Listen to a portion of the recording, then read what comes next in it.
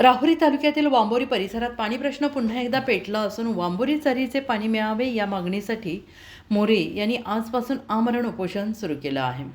वांबोरी चरीच्या लाभक्षेत्रात असूनही दक्षिण भागातील शेतकऱ्यांना अद्याप पाण्यापासून वंचित राहावं लागत असल्याचा आरोप बाजूने असलेले या भागात पहिल्या टप्प्यात पाझर तलाव, ओढे आणि नाल्यांमध्ये पाणी सोडण्यात आलेलं नाही। त्यानंतर दुसऱ्या टप्प्यातही या भागाकडे दुर्लक्ष झाल्याने शेतकऱ्यांमध्ये तीव्र नाराजी पसरली आहे।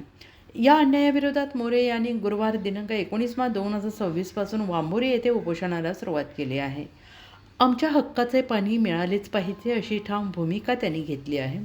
दरम्यान या संदर्भात जिल्हाधिकारी अहिल्यानगर मुळा पाटबंधारे विभागाचे कार्यकारी अभियंता, जिल्हा पोलीस अधीक्षक तसेच खासदार निलेश लंके, माजी खासदार डॉक्टर सुजय विखे पाटील आणि माजी मंत्री प्राजक्त तनपुरे यांना निवेदने देण्यात आली। आता प्रशासन या प्रश्नावर काय भूमिका घेणार आणि वांबोरीच्या शेतकऱ्यांना न्याय मिळणार का याकडे सगळ्यांचे लक्ष लागून राहिले आहे। उत्तर महाराष्ट्र न्यूज नेटवर्कसाठी जालिंदर ठोकणे, राहुरी। वांबोरी परिसरातील जो गारभारी डोंगराचा जो दक्षिण भाग आहे गावचा,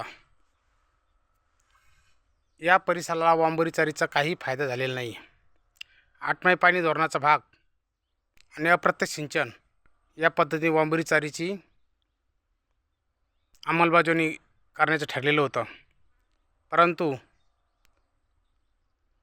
या भागातील जे पाझर तलावात पाणी सोडणार होतं ते सोडलं गेलेलं नाही।